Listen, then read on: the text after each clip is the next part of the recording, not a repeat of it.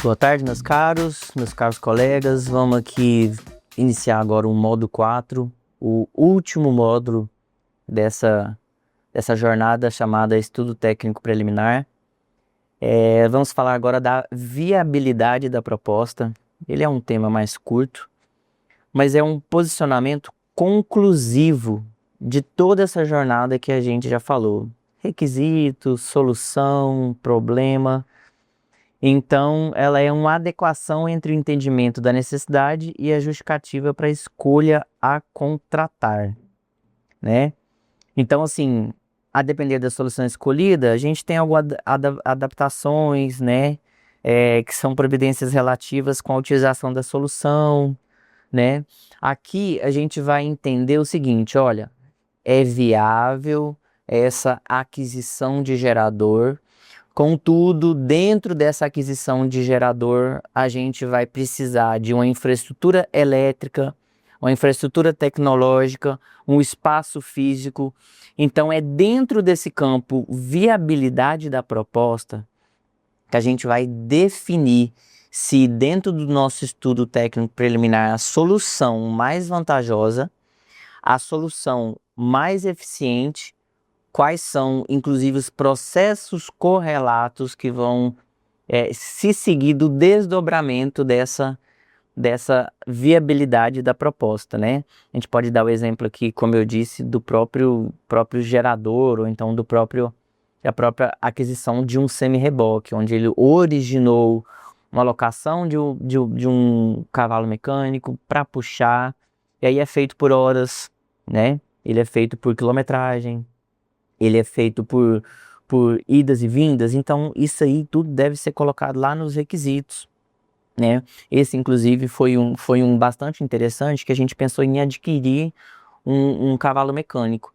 Só que, olhando bem para o cenário, o que a gente identificou? Só demonstrando a viabilidade dessa proposta específica, onde a gente identificou que adquirir esse veículo semi-reboque, um cavalo mecânico, aliás, a gente teria que pagar IPVA, teria que fazer manutenção para um item que ia ficar parado. A defensoria itinerante, ela não é dioturnamente utilizada, ela é utilizada em eventos, ela é utilizada em programas do governo, em parceria com o legislativo, em parceria com o Goiás para Frente, onde a própria instituição decide ir e levar o serviço jurídico integral e gratuito. Então, ela ia ficar mais parada, eu ia ter mais custo em ter esse cavalo mecânico do que a locação. Então, a locação eu defini por escopo, por quilometragem, dentro de um arcabouço de eventos passados, a gente pega já dentro daqueles requisitos que a gente conversou, a gente pega qual foi a quilometragem utilizada, com quantos quilômetros a gente andou, para a gente poder identificar o quantitativo e mostrar, falar, olha, locar esse cavalo mecânico é mais interessante para a gente do que deixar ele parado aqui e arcar com todos os custos necessários para essa implantação. Então, o que acontece? Onde a gente vê? A gente identificando essa viabilidade, identificando qual cenário, esse processo é praticamente finalizado dentro da aquisição pública ou da contratação pública através de um termo de referência, onde sim, a gente vai descrever por menores descrições ainda, a gente vai entrar nos pormenores e vai rever tudinho como que funciona, vai pegar o estudo técnico preliminar e destrinchar ele.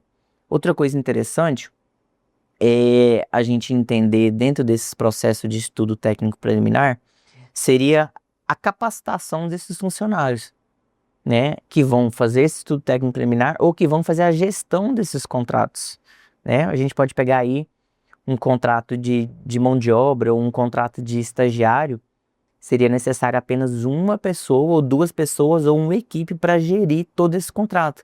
São inúmeras pessoas, tem inúmeros documentos, tem inúmeros processos internos. Vamos dar um exemplo aqui de um contrato de estágio, né? O nosso contrato de estágio hoje, ele foi um processo licitatório e a gente contratou o CIE A gente precisa deixar hoje 2, 3 pessoas para fazer a entrega de documento, para fazer a entrega de relatório, para trabalhar o turnover, para trabalhar quem entra, quem sai, para deixar o ambiente bem estruturado, bem organizado e com todos os requisitos que a lei exige, né? Que é o gestor, é o acompanhante técnico, é o fiscal.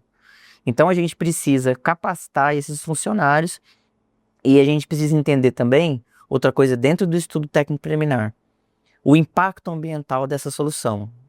Eu posso dar o exemplo aqui dos produtos do nosso departamento de lá da Mariana, que fala sobre sustentabilidade. O que a gente fez? A gente viu que a borra do café ela era jogada fora. E esse departamento, dentre outros departamentos da instituição, viu a necessidade de um problema a ser resolvido, criando uma solução, quais sejam aquisição de compostas, de tambores, né, para a gente fazer desse lixo que ia ser jogado fora, transformar ele em adubo. Então isso é um sistema de impacto ambiental da solução que foi analisado, que foi estudado e que foi demandado um processo. Geralmente os processos, eles estão lá naquele item processos correlatos, mas dentro da solução da implantação ambiental, a gente conseguiu identificar outro processo para trabalhar todos esses insumos que eram jogados fora e transformar em produtos que hoje são doados para hortifrutis, são doados para grandes hortas comunitárias, até de assistidos que auxiliam, e isso tudo ele traz a riqueza de um estudo técnico preliminar. Em todos esses ambientes, em todos esses requisitos, a gente consegue destrinchar soluções capazes de atender todos os nossos problemas, né? E outra coisa que a gente acha interessante dentro da viabilidade da proposta seria o impacto na equipe da área especializada. Um exemplo que a gente pode dar é do próprio gerador, ou do outsourcing, ou do VoIP. A partir do momento que a gente tem um VoIP, que a gente tem um serviço de telefonia institucional, eu preciso de equipes especialistas para manutenir esses equipamentos, para ter toda a fase de aprendizagem desse sistema, do software, a atualização. Então, além disso, eu tenho que colocar uma equipe especializada para gerir, para entender, para ver como que funciona todo esse arcabouço de serviços, né? Qual que é o impacto da equipe beneficiária? Vamos supor que a gente tem aí o departamento de engenharia elétrica. Com a aquisição desse gerador, a gente tem um impacto em cima de no-break, a gente tem um impacto em cima de vários departamentos, inclusive dos defensores. Às vezes eles estavam assistindo, estavam em audiência, estavam dentro da instituição. Qual que foi o resultado dessa aquisição desse gerador, dessa rede elétrica estabilizada na instituição? O que isso vai levar, né? Então, dentro de um estudo técnico preliminar, eu tenho que mostrar que a viabilidade da proposta ela vai beneficiar de forma concreta todas as unidades da defensoria, ou especificar quais unidades. Nesse caso desse gerador, vai beneficiar a rede elétrica, vai estabilizá-la, vai evitar queima de equipamentos, vai melhorar as estações de no-break, vai finalizar o atendimento, uma audiência de instrução online de um defensor e de um assistido. Então, esse impacto, nós que escrevemos esse estudo técnico preliminar, ele deve ser colocado no papel para mostrar a real concretude, a eficiência e eficácia desse objeto que a gente quer contratar ou desse objeto que a gente quer adquirir, né?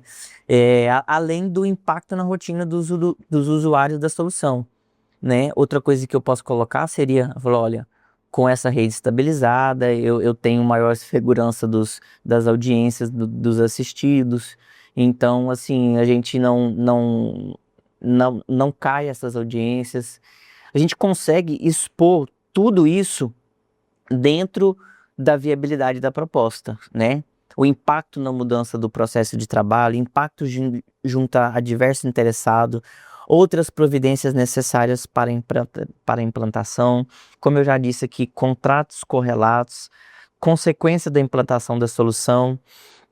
Então, diante de todas essas informações do estudo técnico preliminar, como eu disse, e aí depois que é executado, é escrito um estudo técnico preliminar, ele vai para uma unidade, que seja uma diretoria, que seja um ordenador de despesa, identificar se aquele produto ele é o melhor para a instituição, vai aprovar e vai mandar dar sequência no processo interno que seja a confecção do termo de referência e a possível contratação ou aquisição do objeto.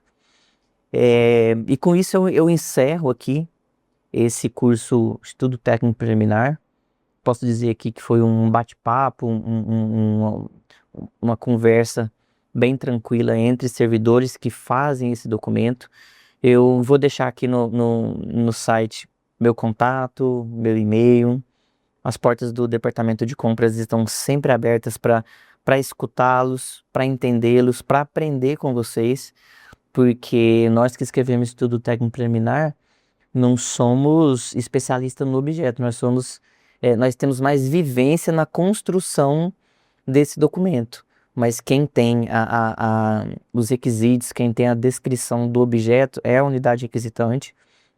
E eu quero deixar aqui aberto a esse diálogo para a gente sempre construir, para a alta administração também, para a gente entender que esse documento ele é primordial, ele deve ser multidisciplinar, deve contemplar várias unidades.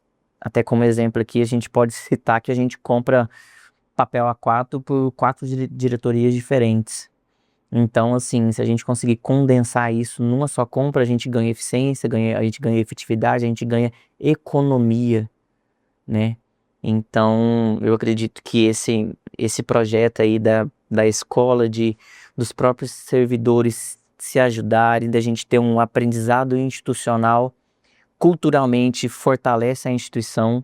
Quero agradecer aqui ao diretor da Escola Superior, Dr. Romilson Rabelo, ao meu diretor-geral Marcelo Graciano por disponibilizar esse tempo aqui para a gente construir esse artefato, né? Que seja estudo técnico preliminar, que seja termos de referência. Eu só quero agradecer e dizer que o diálogo está sempre aberto aqui com vocês. Abraço, até a próxima.